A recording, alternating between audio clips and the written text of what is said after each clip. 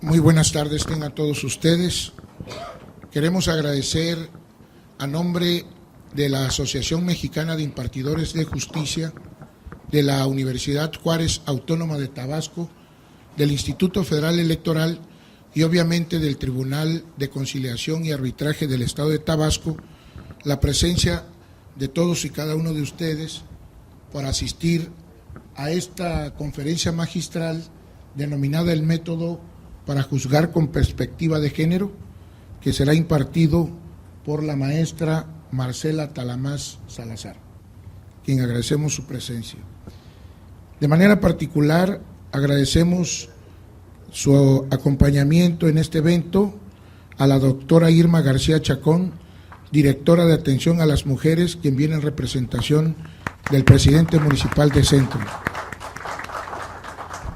También agradecemos la presencia del presidente de la Asociación Estatal de Padres de Familia, Asociación Civil, al licenciado José Atila Montero Acosta.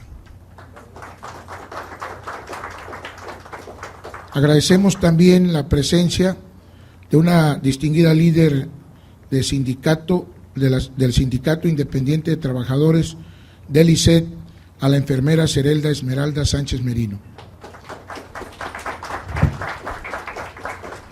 Y a la profesora Gabriela de la Rosa Castellanos, coordinadora de Asuntos Profesionales del Sindicato Independiente de Trabajadores de la Educación de México, quien asiste en representación del profesor Diego Ánimas, quien es el secretario general, acompañado con parte de su comité ejecutivo.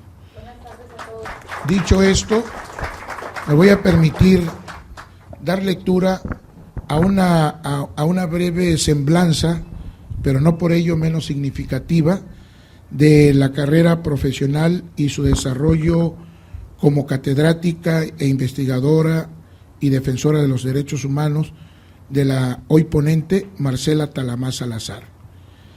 Ella es licenciada en Derecho con mención por trayectoria académica en la Facultad Libre de Derecho de Monterrey y obtuvo un máster en Derechos Fundamentales por la Universidad Carlos III de Madrid. Es especialista en Derechos Humanos y Género, temas que ha trabajado en organizaciones de la sociedad civil, la academia y organismos públicos como la Comisión de Derechos Humanos del Distrito Federal.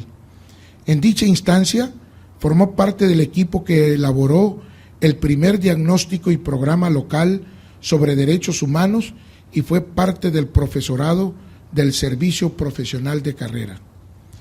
Cuenta con estudios de especialización en Derechos Humanos por la Academia de Derechos Humanos y Derecho Internacional Humanitario de American University, Washington College of Law, el Instituto Interamericano de Derechos Humanos en San José, Costa Rica, del Instituto Internacional de Derechos Humanos René Cassin en Estrasburgo, Francia, y el Centro de Derechos Humanos de la Universidad de Chile.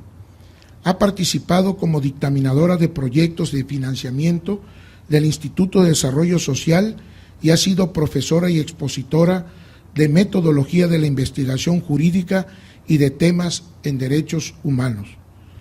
Fue asesora jurídica del Programa de Equidad de Género en la Suprema Corte de Justicia de la Nación. Actualmente, profesora de la carrera de Derechos Humanos y Gestión de Paz del Claustro de Sor Juana en la Ciudad de México.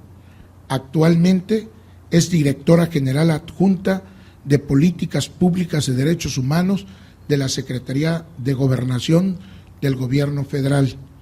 Como pueden ustedes observar y deducir de este apretado resumen que hemos hecho de su trayectoria profesional y su ejercicio del derecho, estamos frente a una distinguida joven, pero tan talentosa académica y licenciada en Derecho. Sin decir más y ahorrar el preámbulo, quiero ceder el uso de la palabra a la maestra Marcela Talamás Salazar para escuchar su distinguida disertación y terminando inmediatamente una sesión de preguntas y respuestas. Suyos son los micrófonos, maestra. Vale, muchísimas gracias, Javier, por la presentación. Y bueno, también yo me asumo a los agradecimientos que hiciste y también, por supuesto, como siempre, a la MIG y a todo su equipo, que son encantadores, y me es un gusto siempre trabajar con ustedes y me aguantan todo el tiempo. Entonces, les agradezco mucho todo su trabajo y su apoyo siempre. Además, ya es mi última sesión con ustedes, entonces, en especial, les agradezco todo su apoyo y que me hayan aguantado. Y también, bueno, al Fondo Júrica, que es parte del proyecto que nos tiene hoy aquí, también les agradezco mucho, y a la Suprema Corte de Justicia, a la cual quiero muchísimo, trabajé 5 años ahí, y bueno, y gracias a ese trabajo es que ahora estoy con ustedes, ¿no?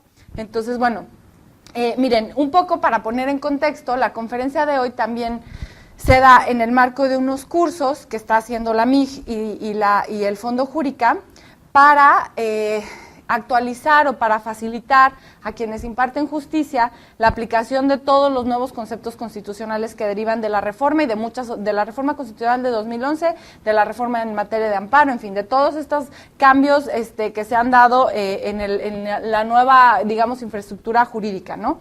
Entonces, nosotros tuvimos, en particular yo, un módulo virtual toda la semana con impartidores de justicia en donde se hicieron unas lecturas y se hicieron algunos casos prácticos y se hicieron preguntas en un espacio virtual que yo contestaba y que los impartidores de justicia comentaban, en fin, y hoy cierra la semana con esta conferencia.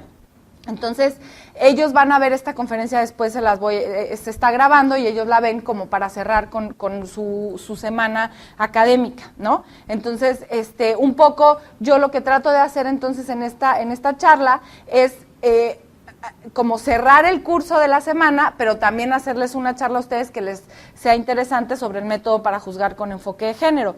No tengo muy claro si hay un público muy jurídico o no tan jurídico. Más o menos, ¿cómo andamos de gente que es abogada y gente que no es? Es horrible la división. ¿Quién es abogada y quién no es abogado? No, abogados. Bueno, entonces no estamos tan jurídicos. Ok. Vale, bien, pues entonces yo voy a tratar de moldearme un poquito a las necesidades. Entiendo, también veo gente muy joven, entonces bueno, voy a tratar de hacer algo que nos interese a todas y a todos. Además, el tema de género, no porque me encante a mí, pero es un tema bien interesante, entonces yo espero que todos la pasemos bien en viernes en la tarde, ¿no? Entonces, para que puedan salir con ganas de irse a leer el protocolo que les voy a comentar ahorita. Entonces, porque miren, justamente gran parte de estos cursos que se están dando, que les comento de forma virtual, se construyen a partir de unos protocolos que hizo la Suprema Corte de Justicia de la Nación. Como les decía, pues quienes estudiamos Derecho hace 5 años incluso, yo no me gradué de Derecho hace 5 años, pero ya la Constitución y todos los cambios que se han hecho, incluso las reformas en materia electoral, en materia energética, etcétera, ya demandan volver a estudiar Derecho, yo creo, ¿no? Entonces, todo este nuevo cambio jurídico, del contexto jurídico en México, pues a los jueces les resulta todo un reto, como volverse a hacer a sí mismos, porque dices, bueno, pues ya, como yo hacía mis sentencias antes, pues ya no es así, porque la reforma constitucional de derechos humanos, entre otras muchas cosas, me dice que tengo que aplicar los tratados internacionales, tengo que juzgar a partir del principio pro persona, tengo que hacerme cargo de la universalidad, interdependencia, en fin, o me llegan casos de personas con discapacidad, me llegan casos de migrantes, y pues yo, pues sí soy jueza, soy juez, pero pues no me sé todo, ¿no? Es muy difícil, como empezar a hacerse cargo de todos estos cambios. Y además, como ustedes saben, y si no me lo dicen y podemos hablar un poquito más de esto, México tiene ya ahorita 7 sentencias de la Corte Interamericana de Derechos Humanos, que es una corte que está en Costa Rica, y que juzga a los países cuando incumplen obligaciones que están establecidas en tratados internacionales del sistema interamericano, principalmente la Convención Americana sobre Derechos Humanos. Entonces, México tiene varias sentencias, seguramente han oído la del caso Radilla, la de Radilla Pacheco, que es un caso de desaparición forzada, que la Corte discutió en pleno, y a partir de ese caso se habló del control de convencionalidad. El caso es de desaparición forzada, pero al final hay varias cuestiones que llevan a introducir el tema de control de convencionalidad, que es de hecho el tema principal del curso de la MIG. Entonces, hay también tres sentencias que tienen que ver con casos de mujeres. Seguramente han oído del caso de Campo Algodonero, que son 3 casos de desapariciones y asesinatos en Ciudad Juárez, de mujeres en Ciudad Juárez. Y hay otros 2 casos de violación sexual a 2 indígenas Mepá de Guerrero, Inés y Valentina. No sé si han oído de esos casos, si quieren que después platiquemos un poco más sobre ellos, yo con todo gusto se los cuento, pero bueno, esto es un poco como el contexto en materia de derechos humanos en el que está México. También recientemente hay un ejercicio en el seno de Naciones Unidas, ya no en el sistema interamericano, hay un método o como un ejercicio muy interesante que es reciente, que se llama examen periódico universal, y que en términos muy generales lo que eso implica es que todos los países que forman parte del Consejo de Derechos Humanos son sujetos a un examen por el resto de los países. Entonces, México se sienta y le dice a todos los estados que forman parte del Consejo todo lo que ha hecho en derechos humanos. Pero entonces España levanta la mano y dice, pues a ti te falta una ley que se homologue el tipo penal de feminicidio en los estados. O levanta la mano Uruguay y le dice, oye, en temas de derechos de los niños te hace falta dar más presupuesto. Sí me explico, es como un examen entre pares que se hace a los estados. México ya ha participado 2 veces en este examen. Recientemente, hace 2 semanas, fue a México a presentar su postura frente a esas recomendaciones. Entonces, bueno, y hay muchas recomendaciones que tienen que ver con tratados internacionales.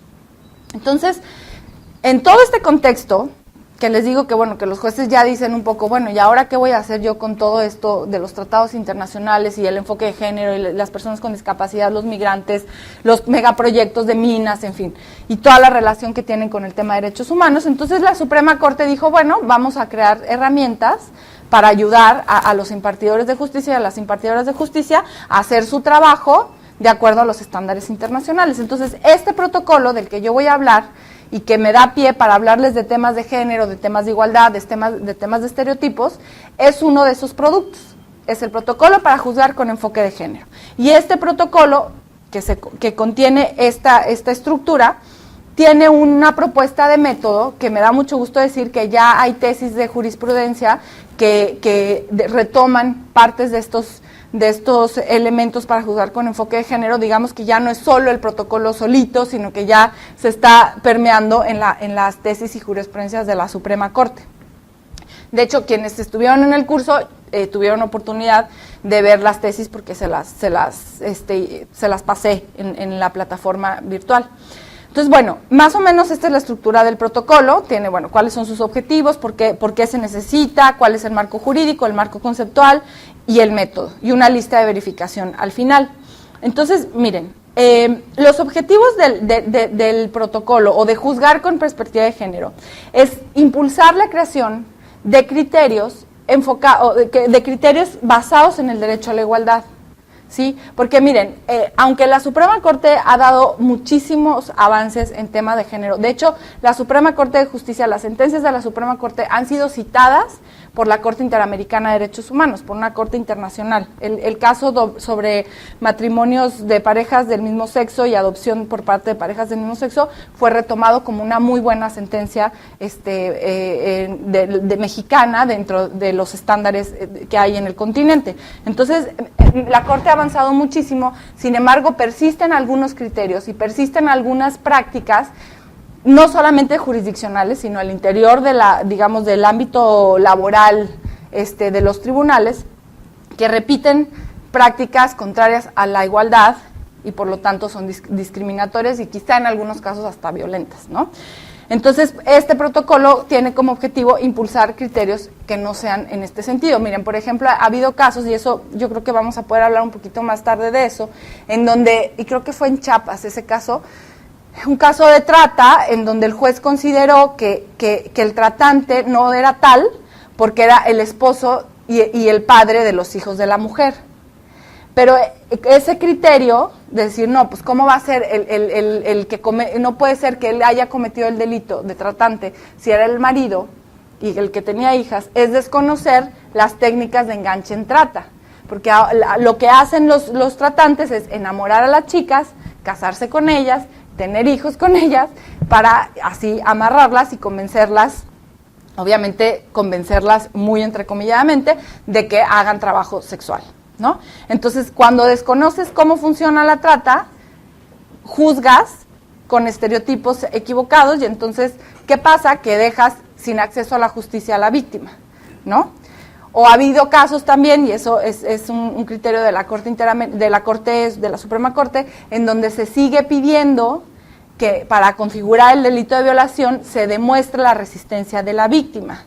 Y ese es un criterio sumamente estereotípico y sumamente desapegado a los estándares de género, porque ya internacionalmente, en muchísimos casos y en los estándares, digamos, de los tratados internacionales, se insiste en que el único elemento para configurar la violación sexual es la falta de consentimiento, no la resistencia de la víctima. A la idea de resistencia de la víctima subyace el estereotipo de todas quieren y dicen que no, pero lo que quieren es que las convenzan. ¿Sí me explicó? Entonces, todo este tipo de cosas tienen mucha importancia porque cuando las reproduce el que juzga, deja en estado de indefensión a la víctima, ¿no? Entonces, por eso es tan importante que existan este tipo de documentos que nos ayuden a romper las dinámicas o las ideas con las que hemos crecido. Entonces, este protocolo también pretende atender a las sentencias de la Corte Interamericana. Miren, y eso era un poco la discusión que teníamos en los foros que les comento del diplomado, que si ya llega un caso por violación sexual o llega el caso del Campo Algodonero a la Suprema Corte y condenan a México porque mataron a 3 chicas y porque desaparecieron y porque las investigaciones fueron totalmente arbitrarias y mal hechas, pues ¿de qué sirve contar con ese caso solito? Tenemos que buscar que ya no vuelva a repetirse esas violaciones a derechos humanos. ¿Sí me explicó? Entonces, la Corte Interamericana dice, bueno, si en el caso de Campo Algodonero lo que pasaba era que cuando las mamás denunciaban a las desapariciones de sus hijas, les decían a los papás, ay señora, su hija era una volada, seguro se fue con el novio, y no la buscaban. O espérese unas 62 horas a que ya después de eso la podemos dar por desaparecida. Cuando lo más importante son las primeras horas de la desaparición. Entre más tiempo pasa, menos probable es que encuentres a la persona. Entonces, por esa idea de pensar, no, su hija era una volada, como que si uno es volada no tiene derechos, ¿o qué? ¿No? Como que, ¿cómo me tengo que portar yo para tener derecho de que la autoridad vaya y me busque si estoy desaparecida? De ninguna manera me tengo que portar, ¿no? Yo tengo derechos independientemente de si soy una catequista o si soy una trabajadora sexual. ¿Me explico?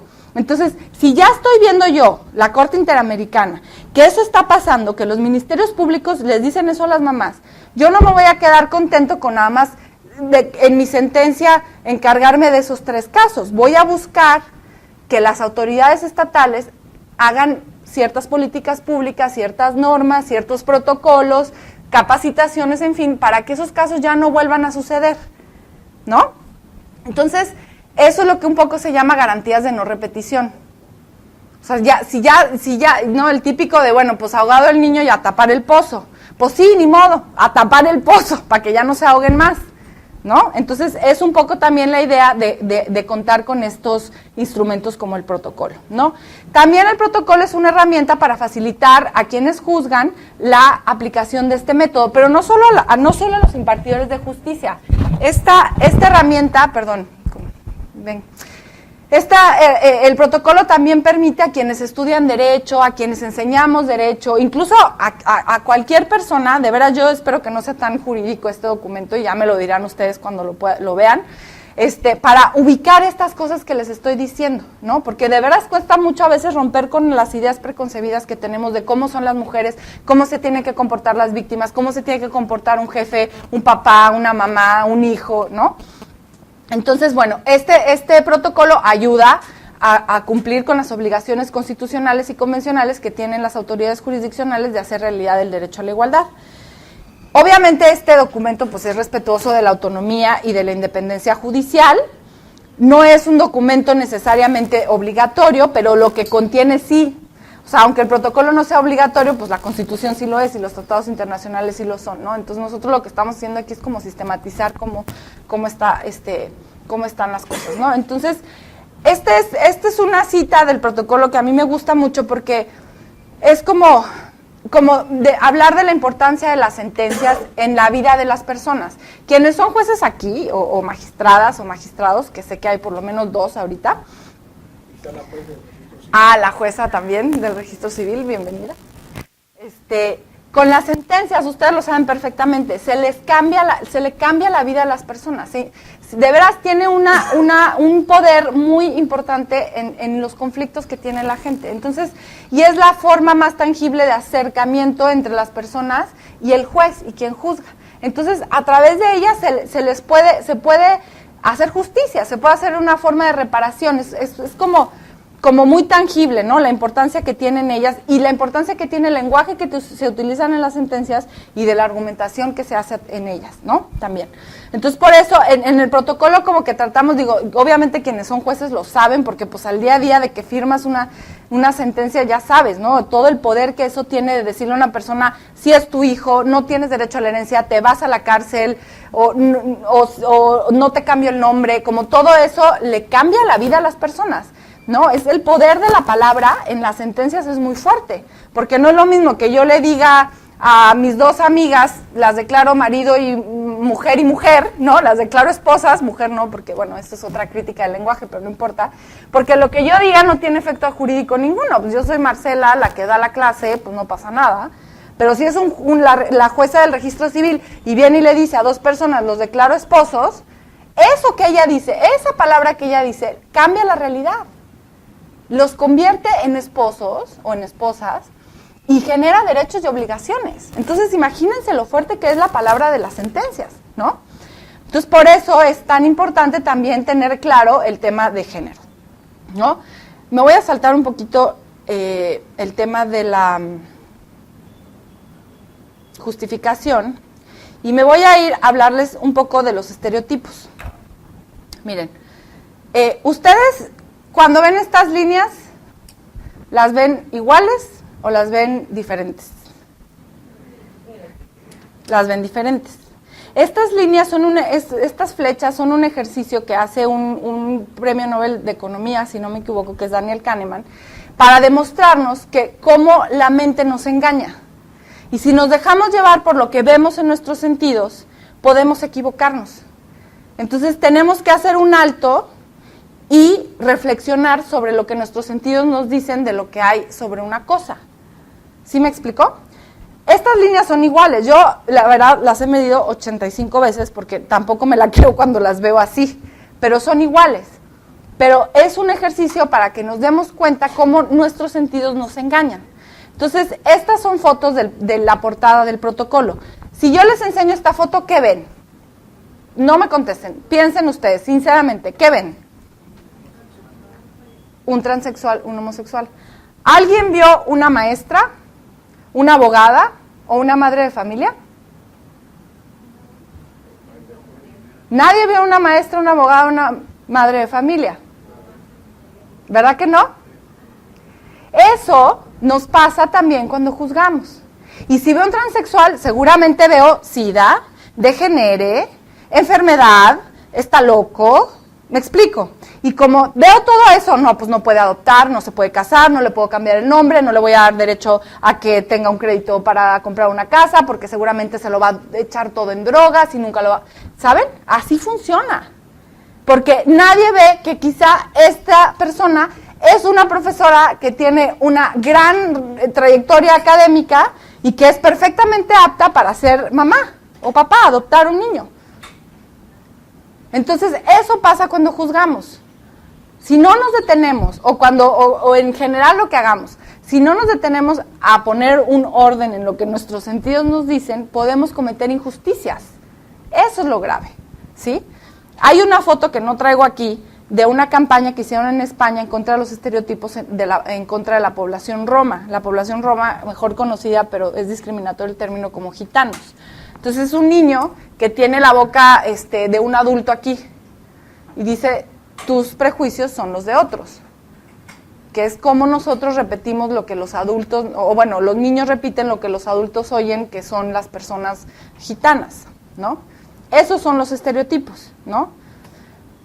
Si les enseño esta foto, Nosotros tenemos, a mí me da mucha curiosidad, no soy psicóloga, a ver aquí Javier que sí tiene estudios en psicología nos puede decir, pero siempre que vemos una persona tenemos que saber si es hombre o mujer, pero nadie piensa nunca en las personas intersexuadas, y eso es un drama terrible de la invisibilización. Hay un caso de un chico en Puebla que no pudo estudiar la primaria, porque en el formatito de acceso a la escuela, en el cuadrito de si eres niño o niña, no podía llenar niño ni niña porque no le habían dado cuál era su definición sexual. Porque sus órganos no eran claramente ni de hombre ni de mujer. Entonces no podía entrar a la escuela porque no podía rellenar ese cuadrito. Entonces hay muchísima invisibilización de esta población.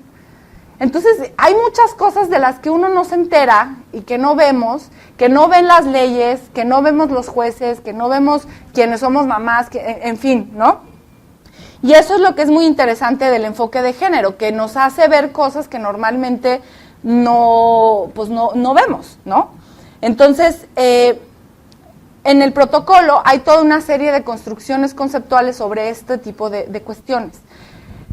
Si quieren, les hablo un poquito, no quiero detenerme mucho en el tema de igualdad, porque eso lo vieron en la clase pasada con Adriana Ortega, en la sesión pasada, para quienes estamos grabando esta cápsula, pero para quienes están aquí, pues no viene un poco al caso que les cuente algo de igualdad. Entonces, voy a hacer mediar, para que no repetir allá ni dejarlos a ustedes en la incógnita. Entonces, cuando hablamos de la igualdad, en términos jurídicos, hay una cosa que se llama el jus cogens, que suena de muy abolengo, y sí, es de mucho abolengo, porque cuando una norma es de jus cogens es que es absolutamente imperativa, y digo absolutamente, pero sí, es imperativa y no hay ninguna norma que se acepte en su contra.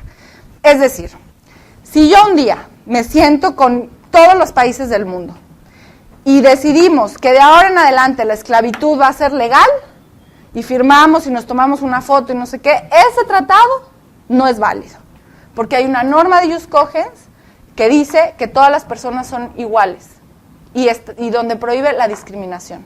Por lo tanto, la esclavitud, así yo firme un contrato ahorita con Javier y le diga sí, eso no tiene validez jurídica.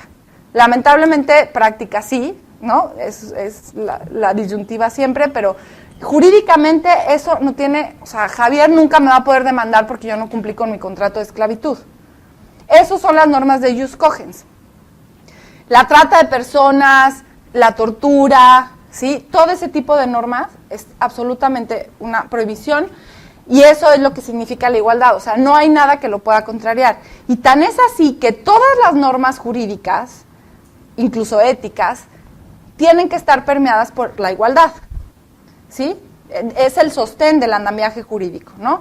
Entonces, también hay que saber entender la igualdad, porque obviamente no significa que vamos a tratar a todos igual, sino que nos vamos a hacer cargo de las diferencias, ¿sí? Entonces, ahí en el protocolo, aquí no creo que se va a ver muy bien. No está aquí, pero bueno, yo se los cuento igual. Un cuadro que les recomiendo mucho, ahorita les voy a poner la página en donde pueden bajar el protocolo, un cuadro en donde nos explica qué diferencia hay, cuál es la igualdad formal, cuál es la igualdad material y cuál es la igualdad estructural. La igualdad material es decir, artículo 4 constitucional, el hombre y la mujer son iguales ante la ley. Perfecto, somos iguales ante la ley. Sí. Pero cuando se trata de la doble jornada, es decir, de yo llego a mi trabajo y me tengo que hacer cargo de los niños y de las niñas y de lavar y de planchar, ¿no? O cuando se trata de acceder a puestos públicos, pues ya no es tan cierto. O cuando se trata de acceder a la justicia. Si soy mujer indígena, migrante, pues no soy tan igual. Hay condiciones que me dejan en una situación que por más que el artículo diga que yo soy igual formalmente, no me puedes tratar igual. Obviamente no pueden tratar igual a una mujer indígena que está demandando un juicio de divorcio que a una mujer que vive en el DF y que estudió Derecho. Entonces, eso es la igualdad, la diferencia entre la igualdad formal y la igualdad material. Que hay ciertas circunstancias de facto que determinan el acceso a los derechos. Y las normas jurídicas y quienes hacemos digamos, quienes somos parte del servicio público, tenemos que hacernos cargo de esas diferencias para que no sea un problema que yo sea indígena para acceder a mis derechos, para que no sea un problema que yo por ser gay no pueda acceder a mis derechos, para que no sea un problema que yo por ser papá no pueda hacerme cargo de mis hijos y tener licencias de paternidad. ¿Sí me explicó? Entonces, para eso estamos los servidores públicos, para eso está el derecho, nada más. Y por mucho tiempo no fue así. Por mucho tiempo a las mujeres no se les reconocía ni siquiera la posibilidad de ser ciudadanas y votar. Si ustedes se van, eso es bien interesante, cómo las normas jurídicas caracterizan a las personas, nos dicen quiénes son las personas o quiénes no son. ¿Ustedes van a ver alguna vez una norma sobre personas intersexuadas? Nadie, no existe una norma que hable de los derechos porque no existen para el derecho y eso es muy grave. ¿Me explico? O sea, una persona que tiene definición sexual, que no es ni hombre ni mujer biológicamente, no existe para el derecho. Simplemente. Como por mucho tiempo no existieron las niñas ni los niños, ni las mujeres, ni las personas gay, bueno, que todavía. Entonces, eso no puede pasar con el derecho. El derecho está para regular las relaciones asimétricas de poder, no para perpetuarlas. Y de hecho, bueno, eso ya es un debate muy fuerte del feminismo, de decir, bueno, ¿por qué acudir al derecho cuando el derecho ha sido quien más ha oprimido a las mujeres? ¿No? Entonces, bueno, pues dices, bueno, pues sí, pero también puede ser una estrategia válida para reivindicar los derechos de las mujeres. Pero bueno, también una cuestión importante es hablar de que la igualdad es un concepto relacional. Yo no soy igual como intrínsecamente, o sea, como Marcela, sino tiene que haber un punto de referencia. Yo igual a un hombre, a una mujer indígena, a una persona migrante, a una persona con discapacidad, ahí son los puntos de referencia, ¿sí? Y eso no significa que hay un sujeto universal al que todo mundo tenga que aspirar a ser, porque como esto que les digo de cómo a veces invisibilizamos ciertos proyectos de vida y ciertos tipos de decisiones de vida, normalmente se considera, incluso en la infraestructura de las ciudades, se considera que las personas son blancas, heterosexuales, de cierta estatura, de cierto tamaño, con ciertas preferencias sexuales, casados, en fin, ¿no? Y ustedes, por ejemplo, si ven, bueno, no sé, aquí sí hay algo como la calle de la Condesa, pero hay restaurantes mucho ahí en el DF, en una zona muy de bares y tal, en donde los restaurantes están en la banqueta. Y si yo ando en silla de ruedas, pues no puedo pasar por ahí, ¿no? O si alguien se ha puesto a pensar alguna vez cómo va una persona en silla de ruedas al baño de un avión.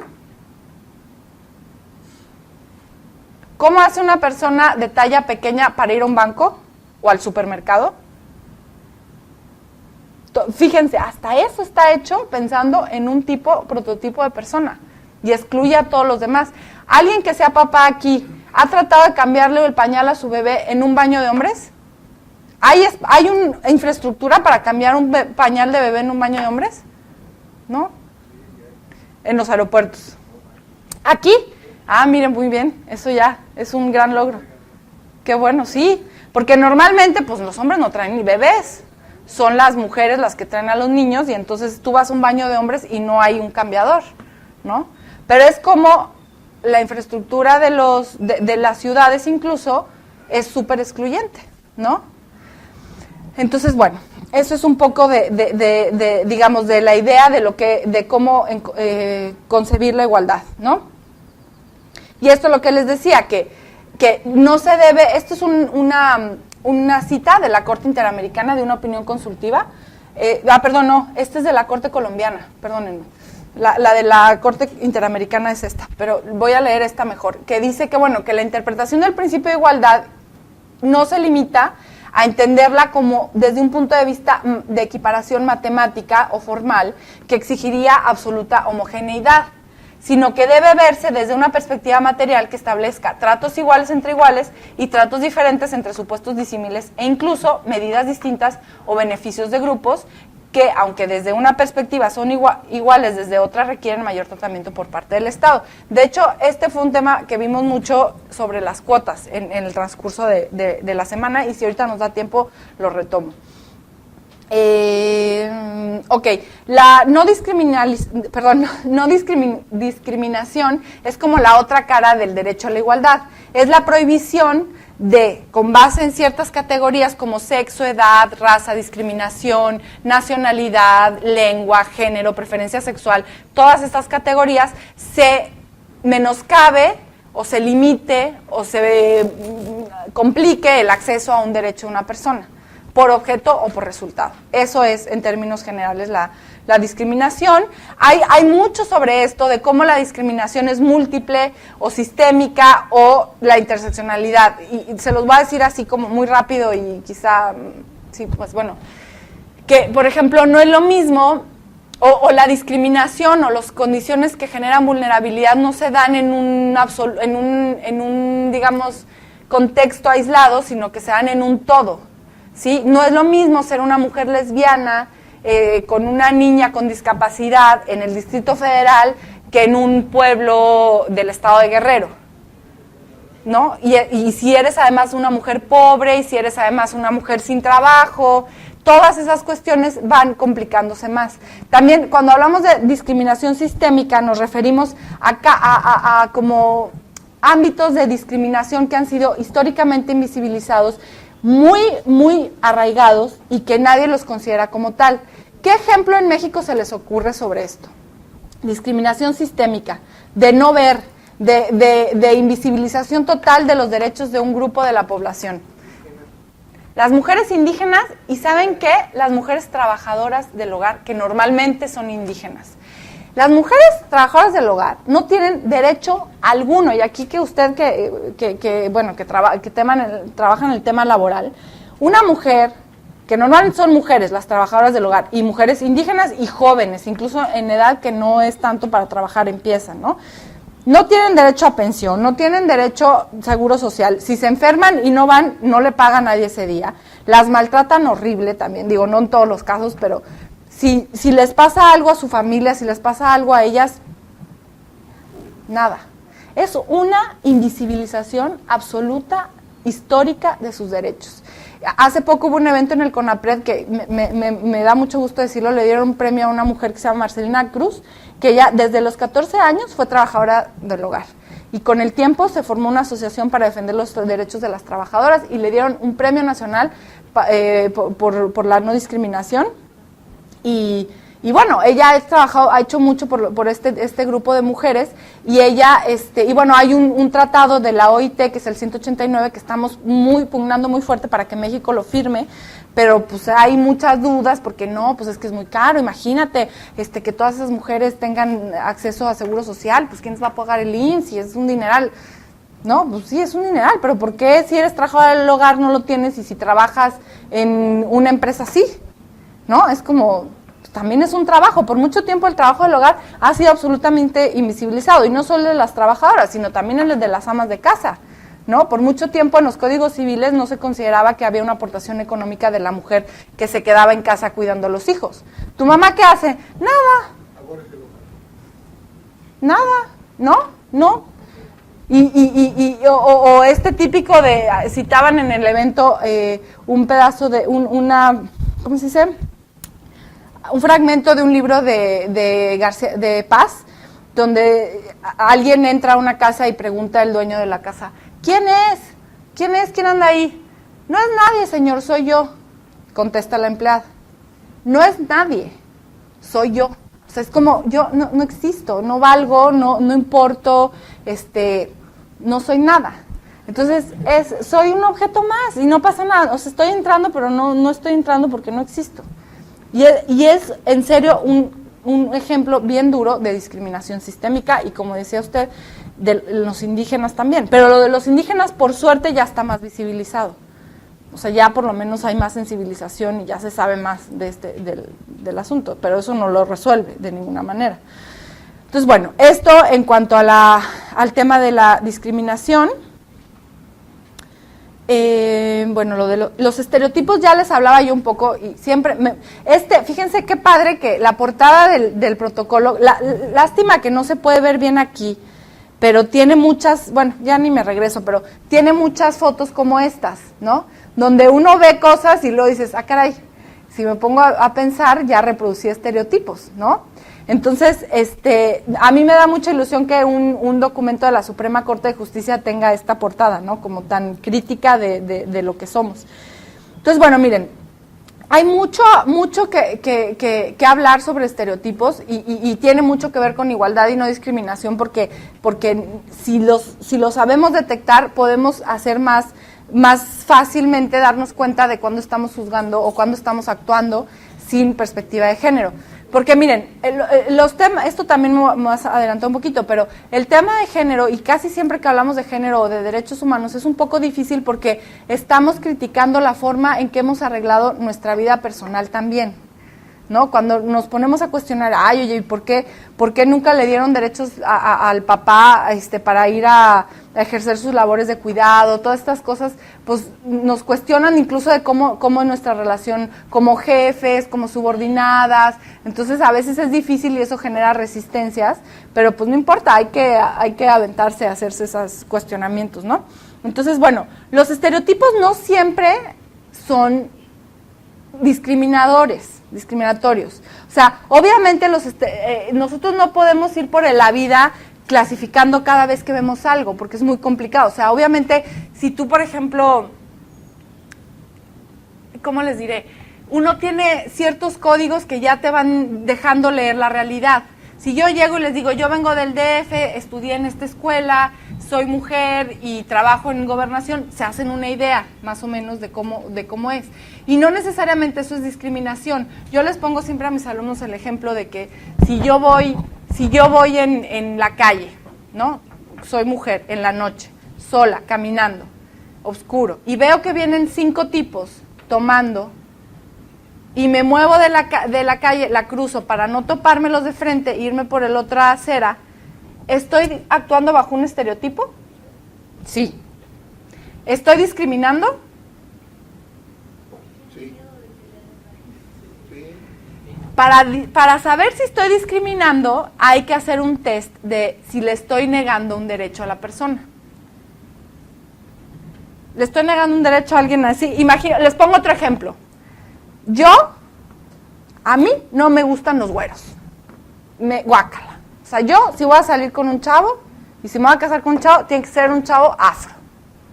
A mí no me gustan los güeros. Y me invita a salir un güero, y le digo, no me gustan los güeros. Y además tienes ojos azules, guácala. ¿No? Va a decir, oye, ¿me estás discriminando? ¿Lo estoy discriminando? ¿Qué derecho le estoy negando? ¿Tiene derecho a salir conmigo?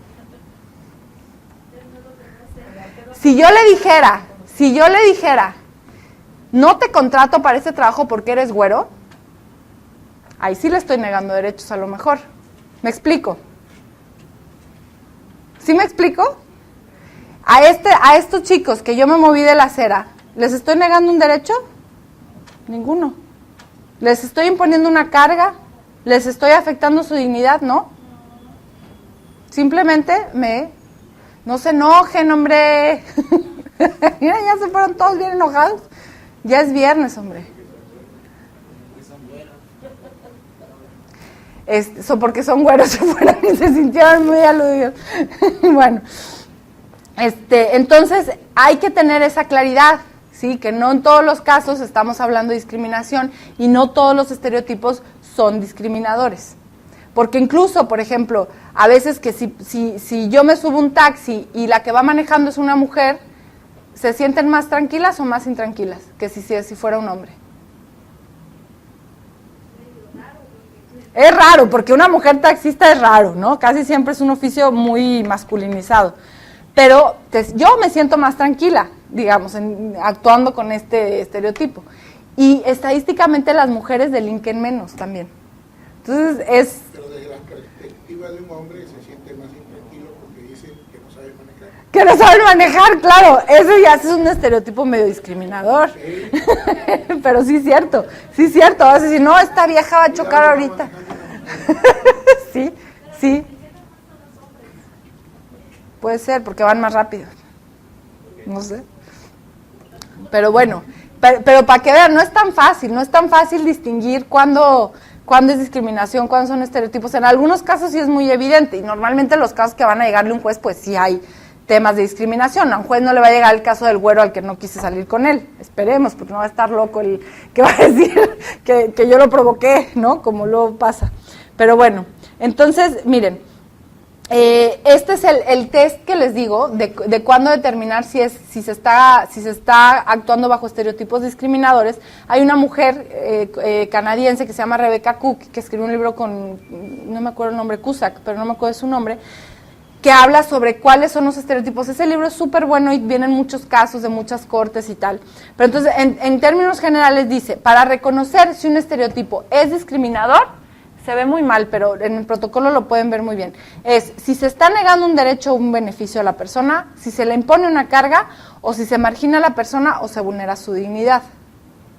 ¿Sí? Más o menos, en términos generales, es como el test para poder detectar los estereotipos. Y bueno, este es un cuadro de todos los estereotipos sexuales que hay, que no creo que no me voy a meter mucho en este cuadro, pero por ejemplo, hubo un asunto en Guatemala de cómo estaban establecidos las labores del esposo y de la esposa en el Código Civil, que nos va a sonar bien parecido a lo que estudiamos nosotros en nuestros códigos civiles. Espero que estos jóvenes de acá ya no tengan así sus códigos.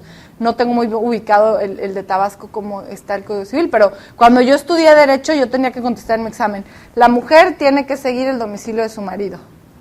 Así era. O sea, la mujer, si al marido lo mandan a estudiar a Timbuktu, pues ahí va la mujer, le guste o no. Pero ándale, muévelo a él si a ella la mandan a Timbuktu, ¿no? ¿Verdad? O como el código de Colima que dice que si el esposo asesina o mata a la esposa, dependiendo su honor, solamente se tipifica 2 años de delito y no se tipifica como grave. Sí. Tiene derecho a la fianza. Sí. Es que inclusive es un tema que salió Sí. en la televisión, ¿no? Sí. Y que están ahí propugnando los derechos humanos por la reforma. Claro. Porque él supone que su esposa lo engañó con su amigo. Y es un honor. Y la accesibilidad la mató, ¿no? Y ya va a salir. Ah, ¿está pasando? Sí, sí está pasando. Ah, Los familiares, las no, bueno. hermanas, están precisamente solicitando la intervención de los derechos humanos. Salió en Televisa y en TV Azteca ese asunto el año antepasado, el año pasado. Sí. Y son 2 estados que tienen ese código. Ah, pero no es Oaxaca. ¿Qué estado me dijo? Colima. Colima y no me recuerdo cuál otro estado. Lo voy a buscar. Híjole, pues sí, así de tremendo. Sí. Se llama la excepción que aplican precisamente. ¿Emoción los violenta? abogados. No, se llama asesinato, crimen por defensa del honor. Sí. Defendiendo el honor del caballero, ¿sí? Puede asesinar a la pareja. Claro, está justificado. Pero si ella lo mata por celos, y si ella ella se aguanta y se regresa a su casa y le hace de cenar, ¿no? Y picoso, si se quiere vengar que pique, pero es lo más que puede llegar, ¿no? Pero nada de matarlo. Sí, es terrible. Sí, es terrible eso. Es terrible.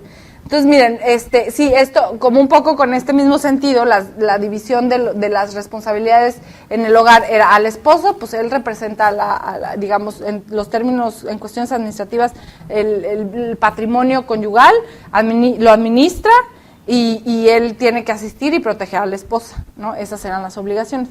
Y la mujer, cuidado del hogar y de los hijos, que obviamente eso no tenía ningún valor, aunque yo insisto, y siempre que puedo lo digo, que quienes son mamás deberían incluirlo como parte de su currículum. Tiene valor curricular ser mamá, pero bueno, ahorita si tú pones que tienes hijos, no te contratan, ¿no? Porque nadie valora las habilidades que tienen las mujeres que tienen hijos, ¿no?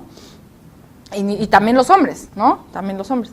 Y podían ejercer un oficio o tener otras responsabilidades que no perjudicaran el hogar, y que el marido les dé permiso, ¿no? O sea, te casas, soltera le pides permiso a tu papá, casada a tu marido, y luego ya a tus hijos también, ¿no? En fin, pero bueno.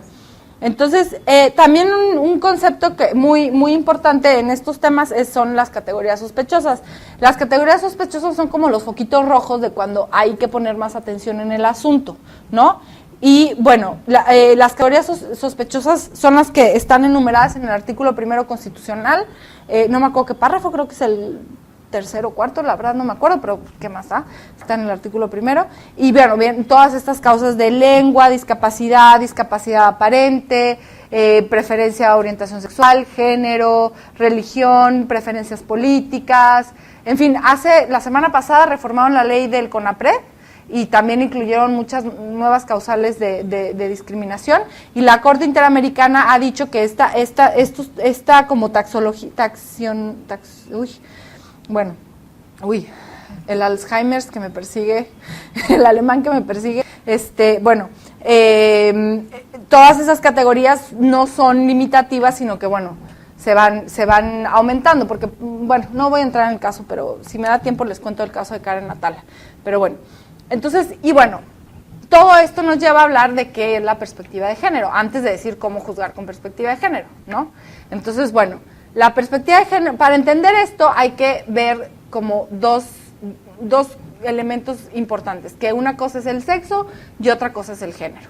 El sexo es lo biológicamente dado y por lo tanto lo que no se puede cambiar, entre comillas lo que no se puede cambiar, porque las feministas posmodernas esto dicen que no es así, pero lo vamos a dejar hasta ahí porque si no nos vamos a liar. Y el género es lo culturalmente asignado a partir de los cuerpos, y eso es lo que sí se puede cambiar. Entonces, ¿qué nos ayuda a hacer esta diferenciación?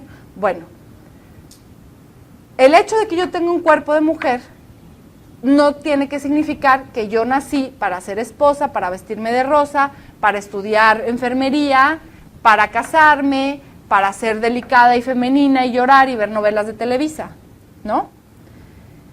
Y el hecho de que yo tenga un cuerpo de hombre no significa que yo tenga que trabajar, que yo tenga que ser fuerte, que yo tenga que tener músculos, que yo tenga que ser un macho que ve el fútbol infiel a mi esposa, que me tenga que gustar las pistolas, que tenga que jugar con carritos. Todo eso son construcciones culturales que no se corresponden con el cuerpo necesariamente, pero lo que hemos hecho históricamente es asignar a los cuerpos ciertas responsabilidades o ciertas actitudes, valores, creencias, en fin, y roles. Y hay de ti si no los cumples. Si eres una mujer que no se casa, que no tiene hijos, que no se viste de rosa, que no se pone los tacones, que no se pinta el pelo rubio, entonces no eres una mujer. O eres una mujer que se sale de la norma y por lo tanto no tienes el mismo valor. O si eres un hombre que llora, o que no trabaja, o que se queda a cuidar a los hijos, eres un marica, eres un que no vales nada. ¿Me explico? Entonces es muy difícil porque estos estereotipos y estas asignaciones culturales en base a los cuerpos se reproducen en las normas, las reproducen los jueces y las reproducimos nosotros en los arreglos familiares, en los arreglos laborales. Si yo soy hombre, yo valgo más que es que eso también es lo problemático, que claro, o sea, hago esta división de lo que tiene que hacer un cuerpo de hombre y lo que tiene que hacer un cuerpo de mujer, invisibilizando los cuerpos intersexuados, pero bueno, eso ya es otra discusión. Y no solo los divido, sino que los jerarquizo. Claro, la mujer que trabaja en su casa eso no vale nada, pero el hombre que sale al ámbito público y opina en la tribuna y firma contratos y no sé qué, ese trabajo sí es valioso y es muy importante. Y digamos, hay como una desvalorización de lo que hacen también quienes tienen cuerpo de mujer, ¿no? Entonces, pues el lío total que estamos tratando de desanudar ahorita, ¿no? Bueno, no ahorita en este momento, pero con todos estos desarrollos que hace el género, ¿no? Entonces, un poco lo que la perspectiva de género propone es de construir esa falsa dicotomía basada en los cuerpos de las personas. Es decir, no, si tienes un cuerpo de hombre, pues vístete de rosa, no pasa nada. ¿Que quieres quedar a cuidar a los hijos? Increíble, quédate a cuidar a los hijos. Tú puedes construir y decidir tu proyecto de vida como tú quieras. El problema de estas cuestiones es que te encasillan en la posibilidad de que tú puedas decir qué hacer con tu vida, con tu sexualidad, con tus relaciones amistosas, con tus relaciones familiares, con si te quieres ir de viaje o no, en fin, ¿no? Todas estas cosas tienen un impacto en lo personal, en lo social, en lo familiar, en lo laboral, en todo. Entonces, El género deconstruye esta dicotomía. No es cierto, no porque seas hombre no puedes llorar, no es, digo, es lo más básico, pero es como más fácil de entender, ¿no? Y lo que trata también de deconstruir el género es las consecuencias que se le atribuyen a esta dicotomía. Entonces, el género es una categoría de análisis, es un método, es un enfoque, es una metodología que permite visibilizar la asignación social diferenciada de roles y tareas en virtud del sexo, como decía el colega, en virtud del sexo, género o preferencias sexuales, por un lado. Revela las diferencias en oportunidades y derechos que se siguen esta asignación. Tú, porque eres mujer, pues vas a ser enfermera, yo voy a ser el doctor, yo gano más que tú porque yo soy el doctor. Miren, por eso también es bien importante cuando hablar del derecho a la igualdad. Si yo soy hombre y por ser hombre, por tener el cuerpo que tengo, considero que valgo más que una mujer, está justificado que yo le pague menos, que yo la viole, que yo le pegue, que yo no le pague, no le dé su derecho al seguro social porque es trabajador del hogar. ¿Sí me explico? En todos los conflictos como muy graves, graves y no graves, en todos los conflictos de derechos humanos siempre subyace una relación asimétrica de poder, una relación donde alguien cree que es más, que vale más que la otra persona. En tanto yo valgo más, yo puedo, como ario, como alemán, puedo matar a no sé cuántos miles de judíos. Digo, está muy simplificado, pero es así, o sea, parte de la idea que permite que yo mate a machetazos en un genocidio que conoce todo el mundo, me imagino, en Ruanda, en el 94, que mate a toda la población, bueno, no a toda la población, pero a muchísima población tutsi, es porque yo creo que yo como Hutu soy superior racialmente. Entonces, siempre que hay una sospecha de superioridad, aguas. Porque eso justifica cosas horribles, ¿no? Entonces, la perspectiva de género evidencia las relaciones de poder originadas en estas diferencias. Obviamente, hacer esta construcción lo pone en una situación de más poder y de más vulnerabilidad a la mujer, de más poder al hombre y de más vulnerabilidad a las mujeres, ¿no? También el enfoque de género se hace cargo de la vinculación que existe entre género, raza, religión, edad, creencias políticas. Es lo que les decía, no es lo mismo ser una mujer trabajadora del hogar indígena que no habla español. Se van juntando cositas y cositas y cositas, ¿no? Que lo van complicando todo. También el enfoque de género pregunta por el impacto diferenciado que tienen leyes y políticas públicas basadas en estas asignaciones. A veces uno no se da cuenta y tiene una norma muy neutral como la siguiente, que no está así redactada, pero está en muchas reglas para subir de puesto. Para tú poder, no sé, ser directora de tal puesto, necesitas tener una maestría. Parece muy neutral eso, ¿no? Pero, ¿quiénes hacen? Normalmente las maestrías las hacen las personas en la edad reproductiva y las mujeres normalmente pues tienen hijos a la edad en que los hombres se van y hacen una maestría. Entonces, de hecho, en la Suprema Corte de Justicia, cuando recién empezó el programa, hicimos un diagnóstico en 2008 y vimos que la mayoría de las mujeres que interrumpen su carrera en la Corte es porque se van a hacer mamás y los hombres porque se van a hacer una maestría. Entonces, cuando tenemos la misma edad, hombres y mujeres, y competimos por un puesto, pues yo no tengo maestría, porque fui mamá, y él sí. Entonces, ¿quién va a ganar el puesto? El hombre. Y la norma parece muy neutral, pero el resultado es que estás excluyendo a todas las mujeres. ¿Se dan cuenta?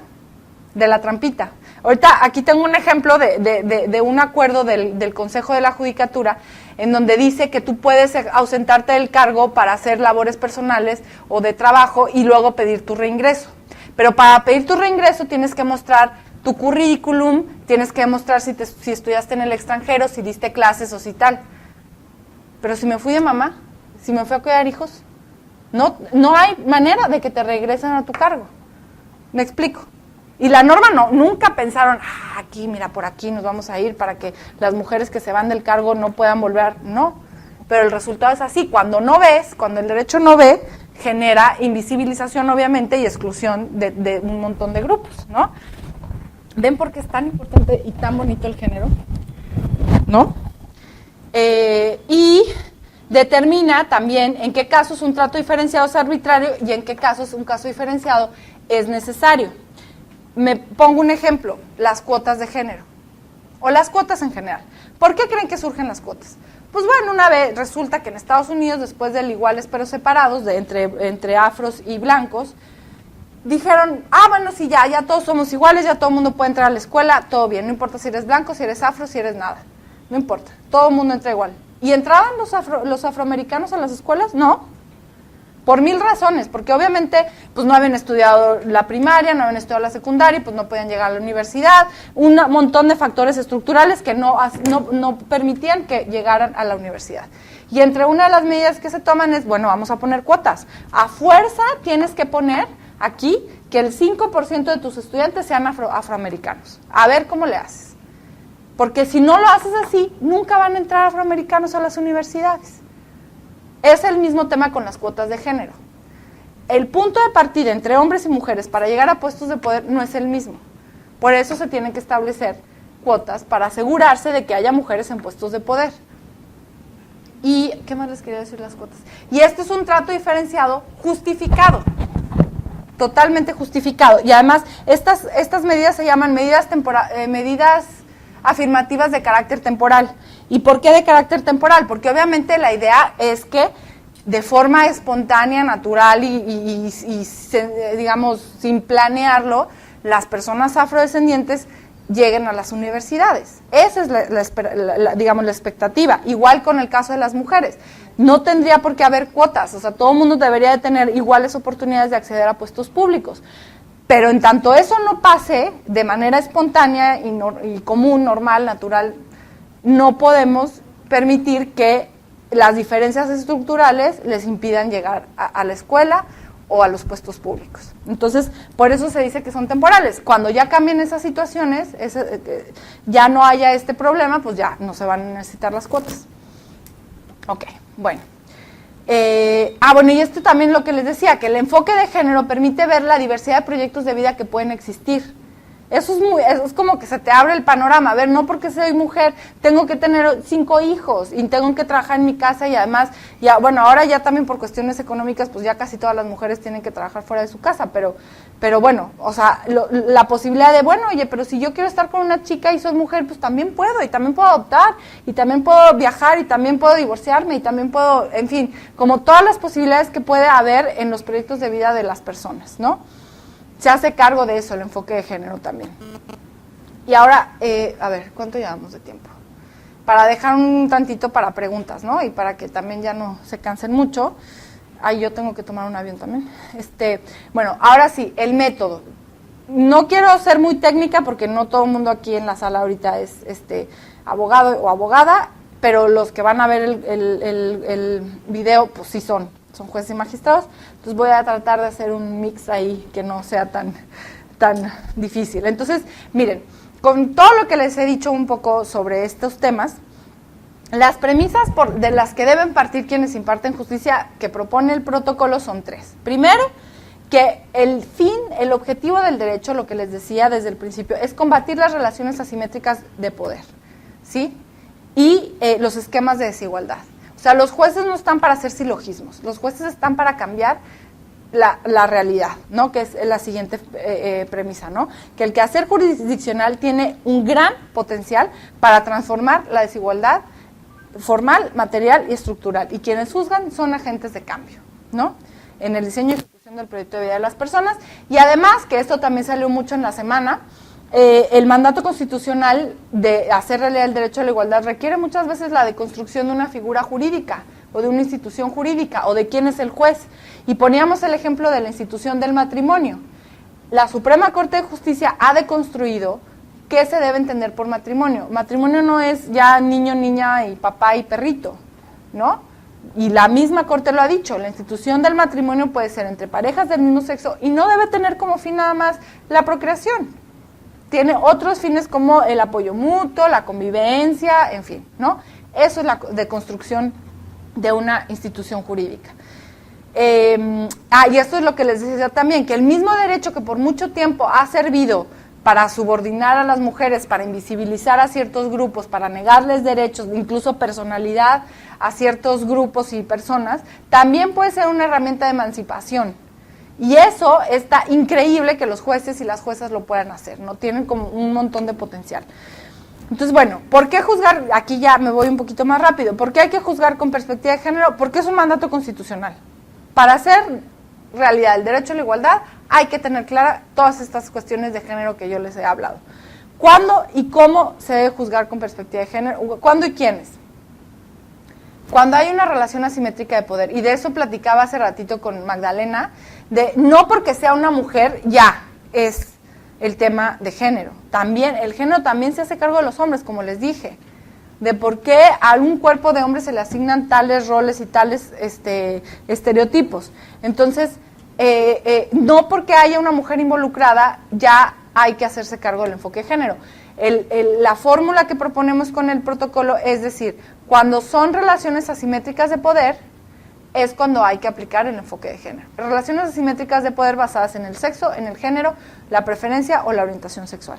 ¿Quiénes deben juzgar con perspectiva de género? Todos los jueces, todas las juezas quienes imparten justicia, no importa si es amparo, si es contradicción de tesis, si es primera instancia, si es registro del acta, en fin. Siempre puede haber un elemento de género que pueda hacer la diferencia en el resultado, en la sentencia o en la resolución. Y bueno, en términos muy generales, ¿cómo juzgar con perspectiva de género? Bueno, primero hay cuestiones previas al proceso que se tienen que tomar en cuenta, como son las órdenes de protección. Antes incluso de entrar en la litis, uno tiene que detectar, esta mujer la veo que tiene ciertas características, está demandando el divorcio, dice que hay violencia, yo la veo con cierto temor o tal. Bueno, entonces yo creo que aquí hay que pedir una orden de protección. La ley de acceso a las mujeres a una vida de violencia establece la posibilidad de que se den estas medidas. Los jueces casi no las utilizan, cada vez más, pero la verdad es una práctica que hace más bien el Ministerio Público, pero los jueces están facultados para darlas. Y esas órdenes de protección van desde quitarle un arma, si sé que la persona tiene un arma en su casa, se la quito. El juez, ¿no?, manda a pedir que se la quiten, hasta no te acerques al lugar de trabajo de ella, no te acerques al lugar donde vive su esposo, su familia, en fin. Y miren, fíjense cómo es también el lenguaje tan importante, lo que les decía de las sentencias. Hay un caso bien triste en España de una mujer que va y denuncia violencia al juzgado. Y la jueza le dice, quiere que le dé una orden de protección, no sé si se llaman así en España, pero más o menos así. Quiere que le dé una orden de protección, y la mujer se quedó como, ¿y qué será eso? Dijo, bueno, pues déjame, le voy a preguntar a mi abogado, y le digo. Y la jueza como que, pues ya no se dio tiempo, no le explicó qué era la orden de protección. La mujer regresó a su casa y ese día la mataron. Entonces, de cómo a veces hablamos los abogados así, todos rebuscados, el jus cogens y el quién sabe qué, esa palabrita puede a veces hacer la diferencia de que una persona, pues, no termine como en este caso. Entonces, bueno, esas son cuestiones previas al proceso, incluso de cómo se aceptan las pruebas. También puede haber una cuestión de enfoque de género, de decir, ay, no, si no me traen todas las copias, no sé, ahorita se me ocurre, no me traen todas las copias, y oye, es una señora que viene del municipio de quién sabe dónde, no tiene recursos económicos, muy apenas pudo venir a denunciar, y tú ya te le pones que no le vas a aceptar, ¿no? Cosas así que pues uno tiene que ver. Miren, hay una jueza que se llama Karen Atala, chilena, y ella me encanta, ella ha venido a hablar varias veces. Ella es la primera jueza declarada lesbiana en Chile, y le quitaron a sus hijos por ser lesbiana, sus 3 hijas. Entonces, el exmarido, ¿no? Entonces, pues su caso llegó a la Corte Interamericana y tal, pero ella es muy padre porque ella es jueza también. Y ella misma dice, nosotros como a veces vemos a la gente, y decía ella, antes de que le pasara todo lo que le pasó, y ves al señor, ay, ya viene este señor, chin, ¿no? Dice, no, pero no, de veras, hay que atenderlos bien, hay que ver a la gente de su realidad, de cómo viene, por lo que ella vivió también, ¿no? De cómo a veces las dinámicas nos llevan, y de pronto es como, ay, espérame, no, a ver, ¿qué me está pidiendo? ¿Qué le está pasando a esta persona? ¿No? Y a veces es bien difícil. Yo trabajo en gobernación, no soy jueza, pero sé lo que son las prisas laborales, ¿no? Pero bueno. Y luego también en la determinación de los hechos e interpretación de la prueba es súper importante el enfoque de género. Y es como, porque ahí es donde vamos a decir si pasó o no pasó algo. Y el ejemplo que les decía de violación sexual, donde se pide a fuerza que la víctima se haya resistido, ahí está ya. Si a la víctima le pides que se haya resistido para que haya configurado la violación sexual, ya la fregaste, o sea, ya es como de ABC de lo que no debes hacer en un caso de género, ¿no? O por ejemplo, hay otro caso que vimos también en la semana, que es un caso que de hecho llegó al tribunal, al Comité CEDAW, que es un comité de Naciones Unidas contra la discriminación hacia la mujer. Es una mujer que, a ver, no me acuerdo, se los voy a leer aquí, no me acuerdo qué puesto tenía, acá está, no, espérame, es se llama Karen Atala y era directora ejecutiva de la Cámara de Comercio. Se los voy a leer para no inventarles. El presidente de dicha entidad de la Cámara de Comercio, un hombre de 60 años, le ofrece a Karen llevarla a su casa y en lugar de eso, en el auto le tocó los senos y se la llevó a un motel. Ella se rehusó a salir del coche, pero él la obligó a bajar y no la dejó salir de la habitación. Ella se encerró en el baño y cuando intentó salir, el hombre la empujó en la cama y la inmovilizó con su peso. Ella no podía respirar y le pidió que la dejara ir. Por la presión sobre su cuerpo se desmayó y cuando se despertó, el hombre la estaba violando. Su jefe, ella le rogó que no lo hiciera, pero él continuó diciéndole que tenía muchas influencias y que cuidaría de ella. Finalmente ella logró librarse tirando del pelo del acusado, se lavó, se vistió y salió al auto. Pero no pudo abrirlo. El hombre le dijo que la llevaría a su casa y que se tranquilizara. Como esta mujer era directora, era una mujer empoderada, que ganaba dinero, letrada, en fin, los tribunales en Filipinas consideraron que ahí no había habido violación. Porque, era un señor de 60 años. No me digas que no ibas a poder con él. ¿Y cómo señor de 60 años iba a tener una erección si la mujer no se dejaba? En fin, una serie de estereotipos sobre cómo había acontecido, cómo leer los hechos. Entonces el caso llegó a la CEDAW y la CEDAW dijo que el fallo de los jueces filipinos estaba basado en estereotipos y que había que considerar la relación asimétrica de poder porque él era su jefe, ¿sí? Y ella, de entrar a todos los términos, a toda la cuestión física también, no es necesariamente la vía para determinar si hubo o no hubo violación, porque incluso hay un caso también en Colombia donde un hombre violó a 2 chicas y dicen, ¿cómo pudo haber violado a 2 chicas si eran 2 y él era 1 y no venía armado? Pero bueno, hay otro tipo de ¿cómo se llama?, de coacción moral y de violencia moral que puede determinar la voluntad de las personas. No solamente, y verlo de la otra forma es verlo muy en el enfoque de hombre, que el hombre reacciona con fuerza y que la mujer piensa o reacciona desde otra manera. Y también el comportamiento esperado de la víctima. ¿Y por qué se regresó con él en el coche? ¿Y por qué si le tocó los senos desde el momento que iban, no se bajó y corrió? Sin tomar en cuenta que pues ella es su jefe y de alguna manera pues no quieres perder la chamba, crees que puedes lidiar, pues es tu jefe, lo conoces, no me va a violar, no me va a hacer nada, nomás me aguanto, que me deje en mi casa y ya no pasa nada porque no puedo perder el trabajo. Así pasan estas cosas, no es así como que ella quiso y ella vio desde antes, es como lo mismo que pasa en los casos de trata que les decía, de que dicen, pues si están en la calle las mujeres, ¿por qué no se van? Pues porque el enganche no es nada más de que las tengan amarradas, es que es una cuestión de manipulación mental tan fuerte y de sentirse que lo que te pasa es normal o que en fin, una serie de cosas que pues no es que las mujeres se vayan y ya. Es lo mismo que pasa también en la violencia familiar, ¿no? O sea, es que las mujeres les pasa eso porque ahí se quedan. O las acosa su jefe y les grita al jefe porque se dejan. Pues no. O sea, la mujer se queda ahí porque tiene hijos y de qué le sirve ir a denunciar al marido porque si lo meten a la cárcel, pues ¿quién le va a mantener a los hijos? Porque la violencia familiar se da en todo un contexto, estoy así abordando como muchos temas muy rápido y tal, pero se da en un contexto en donde normalmente a la víctima de violencia la van alejando de todas sus redes, la van aislando, de manera que ella sienta que no cuenta con ningún tipo de apoyo y que nadie, incluso a veces cuando lo pide, mamá, es que mi esposo me posee, ¿es tu cruz? ¿Qué le hiciste? ¿Para qué te dejas? Digo, así es, ¿no? Más bien, ¿no? Siempre es como, pues así es. Hay mujeres que ni siquiera sabemos si ese trato está bien o está mal. Y entonces, obviamente, si vas a denunciar y el Ministerio Público te dice, ay, señora, pues, ¿qué le hizo? Pues es que mire qué facha trae. así ni le gusta al marido, pues ¿cómo no le va a pegar? ¿No? Eso es lo que te dicen, no, pues sí, ¿no? Entonces, así, no es que las mujeres seamos unas tontas que nos gusta que nos peguen.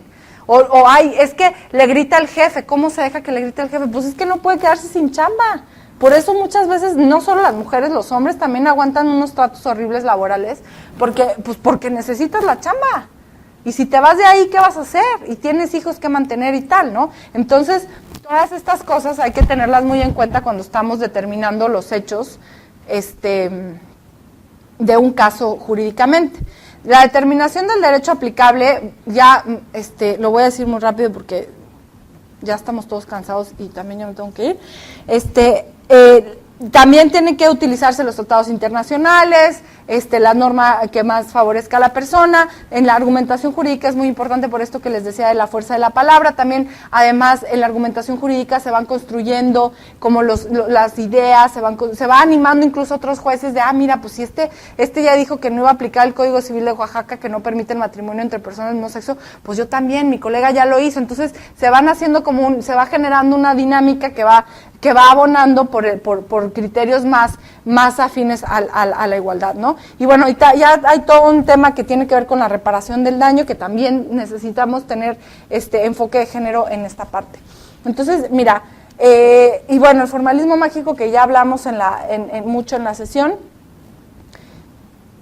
y bueno, quizá cerraría nada más diciendo que una cita de un neoconstitucionalista que dice que así como el siglo XIX ha sido el siglo del poder legislativo, el XX del poder judicial, el XXI será, de acuerdo a una profecía neoconstitucionalista, el siglo de los jueces, del poder judicial. Entonces, bueno, quienes son jueces y jueces aquí tienen en sus manos un gran poder, y quienes nos vayan a ver después, y claro que utilizando el enfoque y el método de género, pues creo que se puede construir muchísimo más. Y bueno, dejo, si quieren, algunas intervenciones, y les dejo mis datos por aquí también, porque no traigo, ya no terminé ni de chiste ni la mitad de lo que quería decir, pero bueno, espero que les haya sido de utilidad y muchas gracias por escucharme.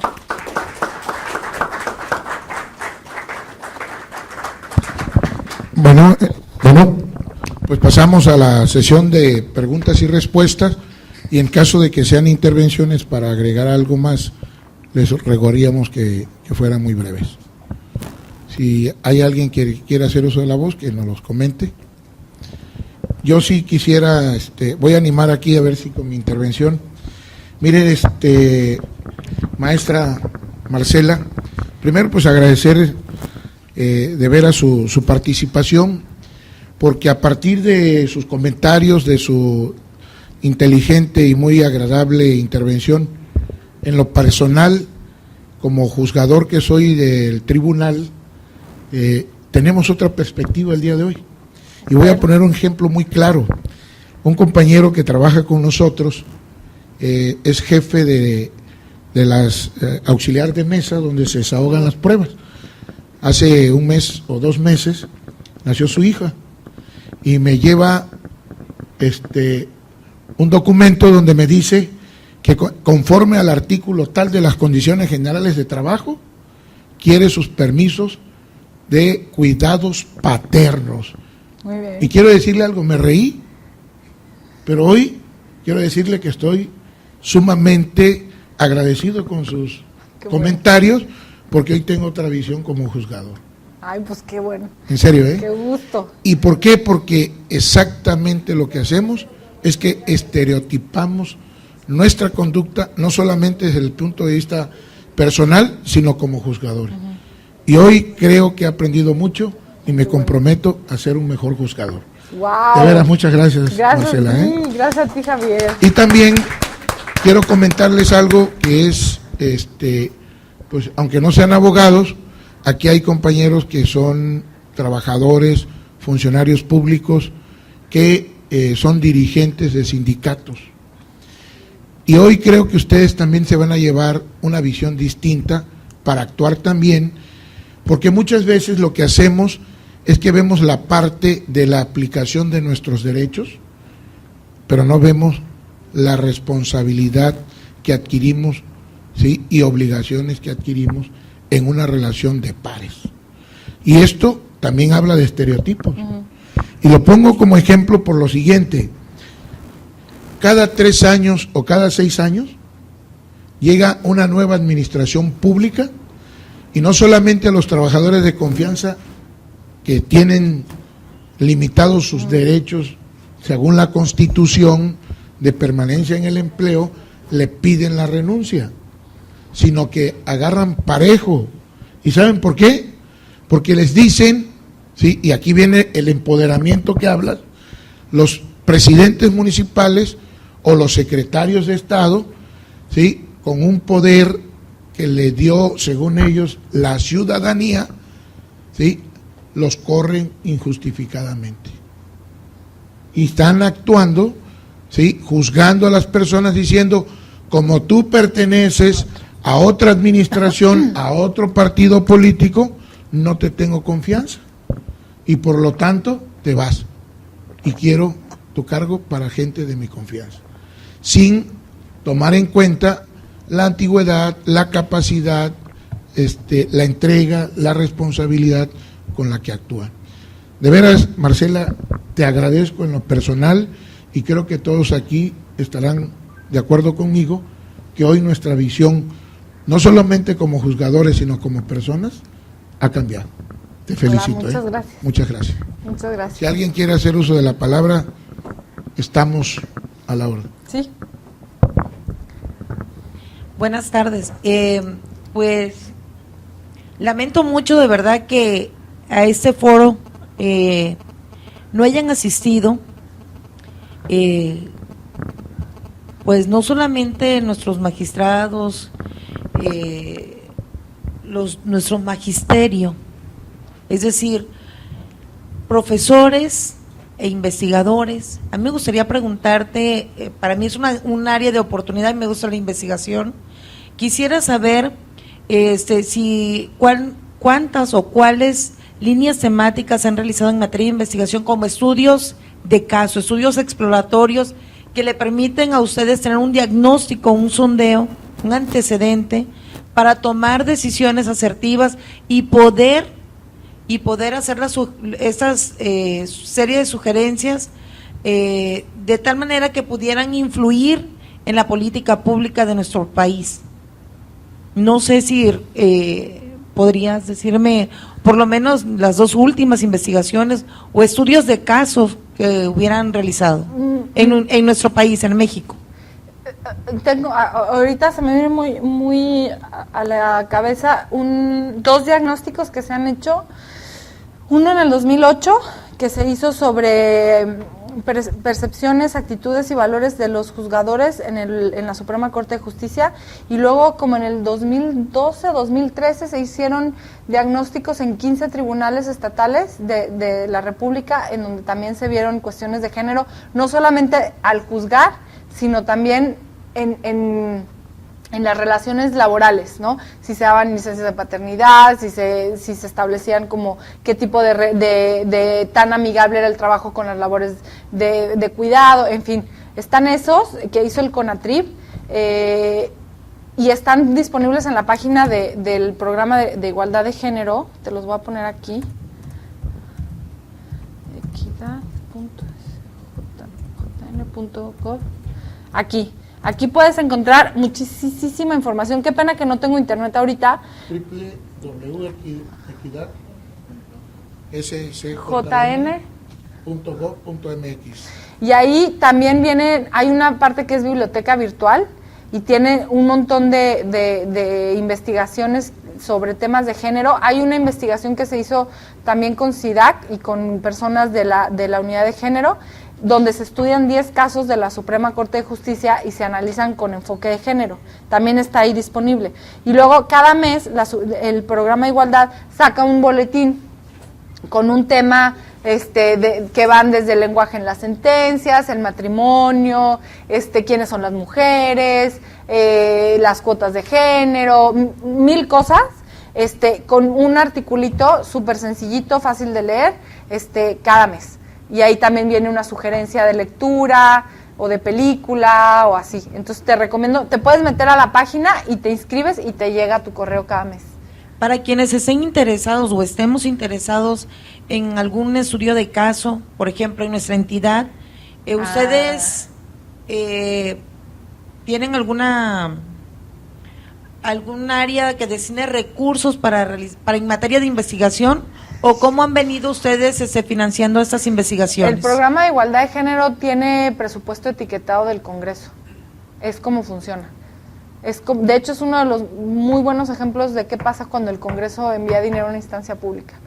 Porque así se creó el programa, porque las diputadas dijeron, va, es así. Pero hay muchos proyectos de mujeres que dan, y de Indesol, pero no sé tanto si para investigación, pero podemos ver con mucho gusto y a ver qué más. Gracias por venir a Tabasco. Gracias, al contrario, al calor. ¿Verdad? ¿Alguien más? Si no, a ver, maestro, por favor. Adelante. Buenas tardes. Buenas tardes. La pregunta sería, por toda la plática y el método va dirigido a los ministerios públicos o a los magistrados, obviamente, me parece bien la cuestión jurídica.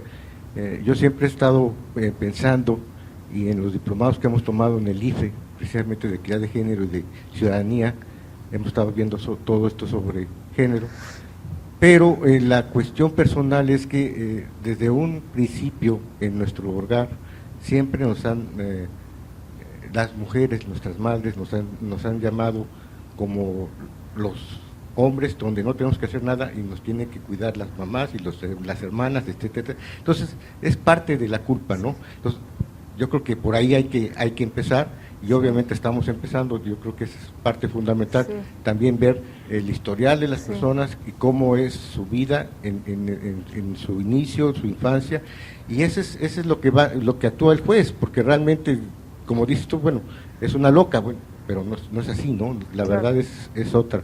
Sinceramente creo que esa es parte donde tenemos que trabajar muy arduamente en los valores de las personas, y de ahí empezar prácticamente. Yo creo que es el inicio, y obviamente pues todo lo demás es fundamental. Muy sí, amable, gracias. Pues de acuerdo, muy de acuerdo, muchas gracias. Muchas gracias. Sí, doctora, adelante por favor, aquí con la doctora. Es doctora en economía, pero al fin una gente muy talentosa y preparada. Muchas gracias, licenciado. Felicidades. Quería abundar un poquito, bueno, aquí el licenciado dice que soy economista, entonces sobre todo por la pregunta de los dineros para investigación sobre los casos de mujeres. Por ejemplo, para diagnóstico existe el INMujeres, y el INMujeres baja dinero a las instancias estatales, sí, a las instancias municipales, y de acuerdo a la modalidad, hay diferentes modalidades, y uno va de acuerdo al interés que tenga la instancia municipal, la instancia estatal, y además hace en coordinación vínculos con otras entidades, otras instancias, otras instituciones, y a través de eso se puede bajar dinero. Y bueno, pues nosotros en la Dirección de Atención a las Mujeres del municipio de Centro hemos tenido la oportunidad de bajar de ahí. También el CDI baja dinero para mujeres, para estudios, investigaciones en indígenas, en comunidades indígenas, y ahí pueden acceder incluso también organizaciones civiles, y muchas, Indesol, porque nosotros por fortuna bajamos, y también hemos bajado del Subsemún, pero eso es para la cuestión de seguridad. Okay. Y tengo una pregunta, porque sí, bueno, pues no soy abogada, pero por ejemplo, para el método para juzgar con perspectiva de género, yo tengo la duda. Nosotros nos llegan muchos casos y los vemos desde el enfoque de género, pero cuando se va o se canaliza a las instancias correspondientes, hay códigos, hay tipificaciones de los delitos, y entonces nosotros podemos decir como mujer, como los casos que usted ponía, es que bueno, fue violada, pero bueno, ¿cómo es posible si es una mujer que bueno, que piensa que todo, bla, bla, bla? Entonces, ¿cómo se hace ahí? Aunque yo tenga todo el método, si no están tipificados, si no están dentro de todo lo que los códigos, ¿qué se hace ahí? Sí, no, pues sí, o sea, cuando se trata de materia penal es bien distinto, porque el control de convencionalidad, desaplicar una norma en materia civil, en materia administrativa es una cosa, en materia penal es totalmente otro el sentido, pero pues depende, o sea, por ejemplo, no sé, no me quiero meter al caso de feminicidio, pero sí, claro que hay complicaciones en las normas, por supuesto, pero también por eso todo esto del tema de enfoque de género no solamente tiene que ver con juzgar, sino que tiene que ver, como decía la colega, con políticas públicas y con la labor legislativa, ¿no? O sea, tiene que haber también leyes que hagan posible todo esto, porque los jueces tampoco es que pueden desaplicar el Código Penal y inventarse un tipo penal, pues no, eso ya es, digamos, hablar de la jurídica. Además. Sí, no, es imposible, ¿no? Entonces tiene que ir de la mano del trabajo de toda, por eso yo decía, o sea, la labor del Estado, de todas las autoridades públicas es hacerse cargo de este tipo de problemas, no nada más de los jueces, porque no los puedes dejar solos, les tienes que dar como todas las herramientas. Pero lo que sí es cierto es que entre más esté la sentencia fundamentada en estos términos, más sólida es y no puede, digamos, si va subiendo de instancia, pues va a mantenerse, no la van a impugnar, no se va a lograr impugnar, ¿no? Pero sí, en materia penal, sin duda que es otra la dinámica, ciertamente. Gracias. Bueno, pues muy bien. Muchísimas gracias y con el calor, no solamente del trópico, sino del cariño que se ha ganado usted, le damos un caluroso aplauso. Muchas gracias. Y que vuelva pronto. Gracias.